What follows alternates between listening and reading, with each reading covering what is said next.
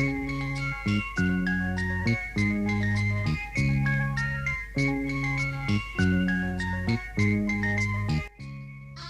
terima kasih ibu-ibu kelompok mandiri. Kita kembali pertemuan pada saat ini walaupun dalam keadaan pandemi COVID-19, tapi kita bisa bersama-sama bergembira di dalam pertemuan kita. Ibu-ibu sehat? Sehat. Sehat ya. Nah, tetap jaga kesehatan, tetap jaga kebersihan, baik untuk diri kita, untuk pasangan, suami ibu dan juga untuk anak-anak. Ya. Nah, kebetulan pada saat ini sangat penting kepada kita terkait dalam pandemi virus COVID-19 dan juga untuk keperluan kita ke depannya di dalam keluarga. Materi kita ada beberapa, yaitu soal pentingnya memperhatikan kebersihan diri dan lingkungan. Ya.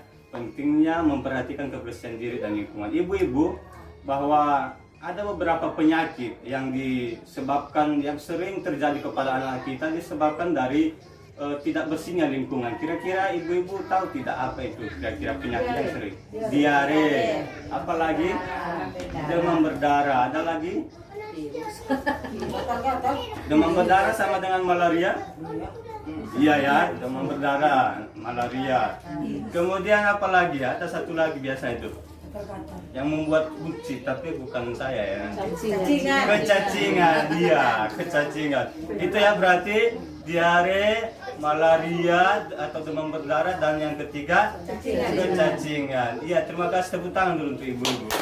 Nah, ibu-ibu ada beberapa atau 5 perilaku sehat, yaitu sanitasi, dikenal sanitasi total berbasis masyarakat. Itu sudah disampaikan oleh melalui peraturan Menteri Kesehatan di tahun 2014 ya. Ini dia ibu-ibu. Yang pertama, stop buang air besar sembarangan. Tapi buang air besar bukan air ya yang banyak, bukan, tapi buang air besar kotoran kita ya. Stop BAB sembarangan. Yang kedua, cuci tangan pakai sabun. Nah, cuci tangan, kita sering hanya cuci tangan saja, tidak pakai sabun selama ini, dan kita sudah anggap bahwa tangan kita sudah bersih dan pokoknya tidak bau lah. Artinya sudah. Nah, ini dikatakan bahwa kita harus cuci tangan pakai sabun. Nah, baru di mana? Di air yang mengalir. Di air yang mengalir. Sebentar ya. Itu yang kedua. Poin yang ketiganya apa? Mengelola air minum dan makanan rumah tangga. Artinya bagaimana makanan dan minuman kita yang higienis, yang bersih. Jangan minum air minum yang sebelum dimasak. Makanan kita juga harus memang, kalau memang ada tersisa harus ditutup. Pakai apa kira biasanya? Tudung nasi ya. Artinya bagaimana kita mengelolanya di rumah, jangan dibiarkan begitu saja ya. Yang keempat, mengamankan sampah rumah tangga. Itu juga penting sekali. Jangan buang sampah juga sembarangan. Ada, kita sediakan tong sampah kecil untuk rumah kita. Bagaimana kita memisahkan limbah-limbah kita ya. Ini yang terakhir, mengamankan limbah cair rumah tangga. Biasanya ini bekas cucian piring, bekas air mandi kita, harus dipisahkan dengan juga pembuangan daripada ini tadi BAB kita ya. Pembuangannya harus beda, jangan disamakan, sehingga dia akan terpisah dari situ ya. Itu ada 5 sanitasi total berbasis masyarakat. Nah, ibu-ibu, kita akan menyaksikan film ini. Bagaimana dampak daripada ketika anak-anak kita tidak mengikuti kebersihan ataupun membiarkan, kita juga sebagai orang tua memberikan pembiaran kepada mereka saat bermain. Ini dia ibu. Ya, kita saksikan ya.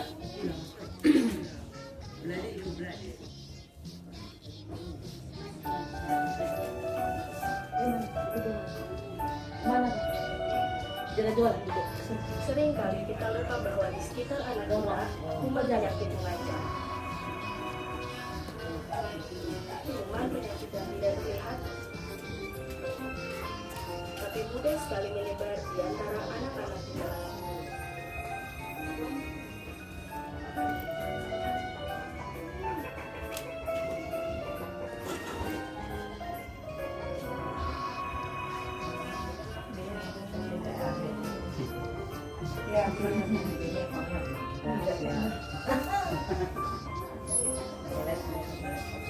Penyakit dan tadinya nampaknya tidak berbahaya, dapat berubah berbahaya bila tidak ditangani secepatnya.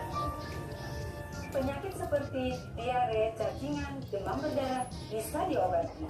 Setiap orang, keluarga, atau masyarakat dapat menolong dirinya sendiri melawan kuman penyakit dan berperan aktif dengan perilaku hidup bersih dan sehat atau PHBS. Karena mencegah lebih mudah daripada mengobati.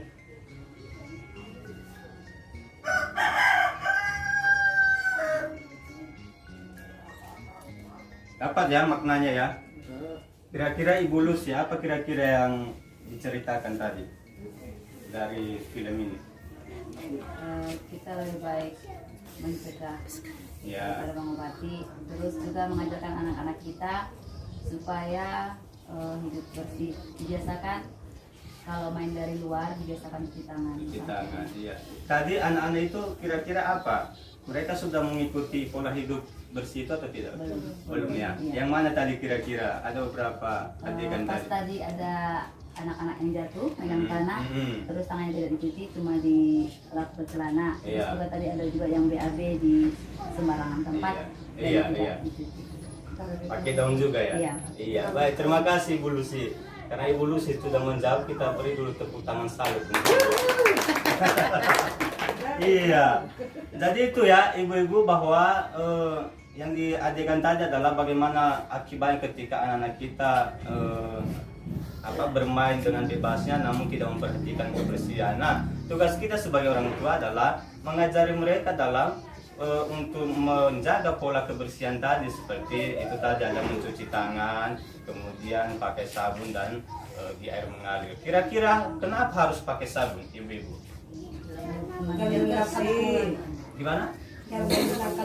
Biar menghilangkan kuman. Ada lagi? Biar harum. Iya, pasti kalau biar bersih, biar bisa menghilangkan kuman ya, ibu-ibu. Kemudian kapan waktu-waktunya kita harus mencuci tangan pakai sabun itu sebenarnya? Sesering mungkin. Sesering mungkin. Biasanya setelah apa atau sebelum apa? Sebelum dan sesudah melakukan aktivitas. Sebelum dan setelah melakukan aktivitas.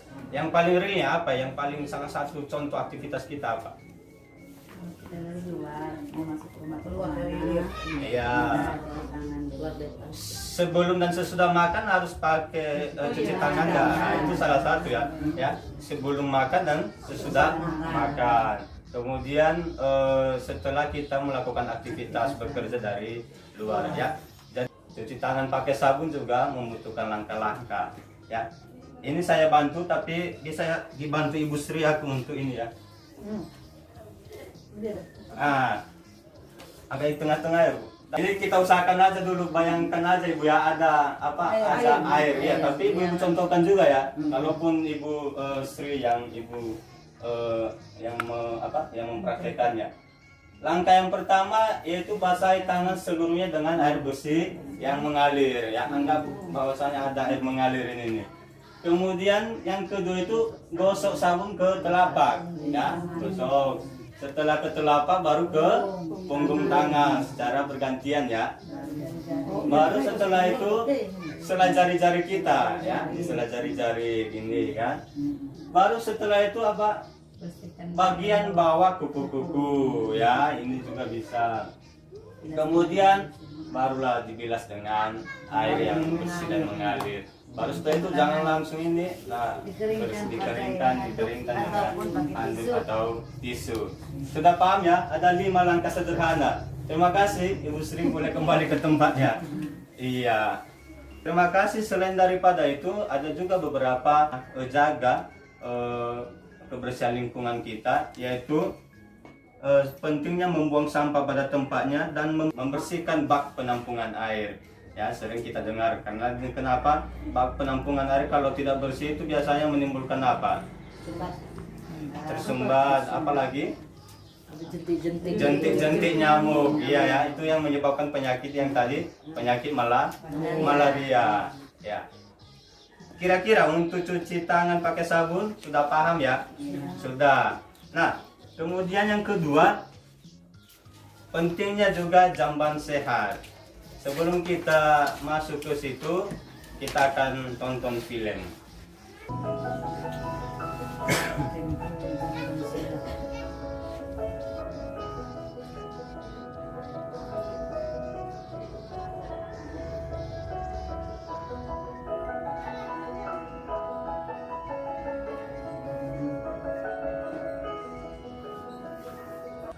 Bikin jamban rumah itu, bikin keluarga gak usah repot-repot kalau mau buang hajat. Aman dan nyaman Mbak Yudi.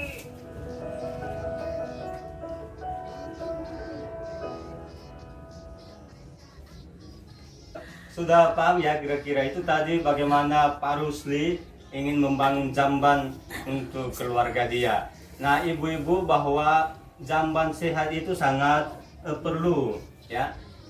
Sehingga kita dituntut, diwajibkan untuk tidak BAB sembarangan, apakah itu di kali atau ada namanya jamban terbang ya, jamban terbang kita nggak tahu. Apalagi di sini, kalau di desa masih ya lagi di kebun-kebun bisa, ini di mana kita di rumah sebelah, di rumah tetangga nggak mungkin kan. Nah, jadi sangat perlu kita harus membangun jamban kita di tiap-tiap rumah. Kalau memang ibu-ibu ngontrak, misal mau menyewa rumah, pastikan itu dulu. Yang pertama tadi adalah air bersih, kemudian harus memiliki jamban. Nah, ibu-ibu, jamban tidak harus yang mewah. Seperti tadi, harus ada dindingnya semen, tidak perlu. Cukup memang harus tertutup dari papan atau dari bilik bambu juga boleh.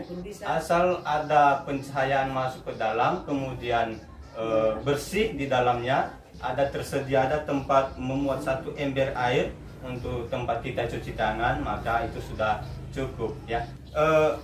Ini ada beberapa contoh jamban sehat yang menjadi kriterianya. Yang pertama, tidak mencemari sumber air bersih ya, paling sedikit berjarak 10 meter dari sumber. Makanya biasanya septic tank itu kalau di depan septic tank kita, maka sumur kita di belakang, jangan dekat-dekatan kan akan mencemari. Kedua, tersedia air bersih, ada air di dalamnya untuk mencuci tangan kita.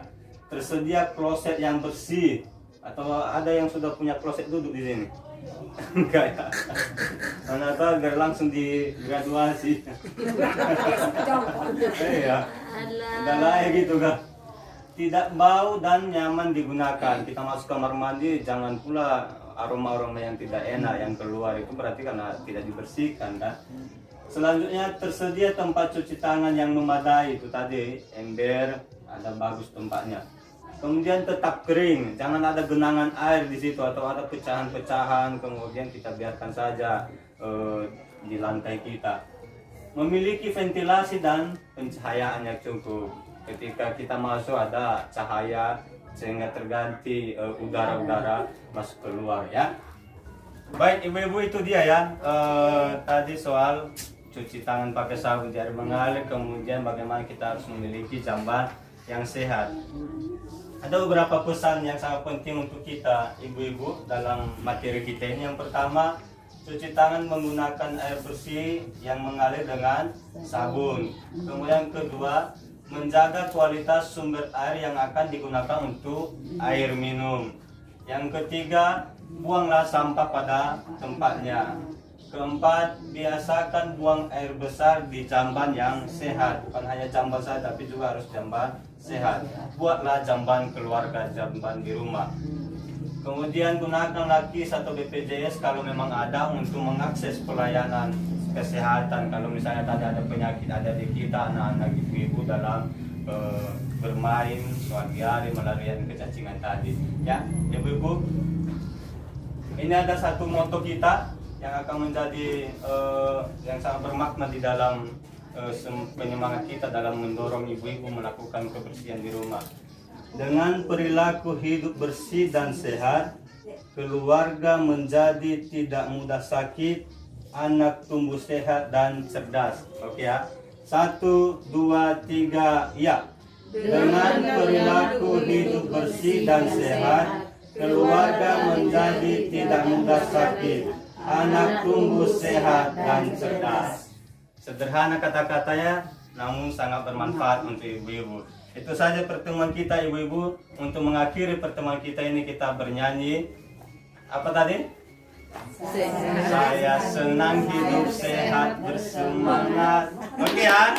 1, 2, 3. Saya senang hidup sehat bersemangat.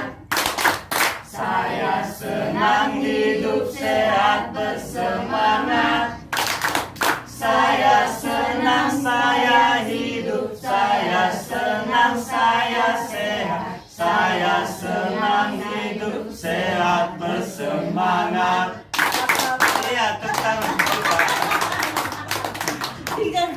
iya.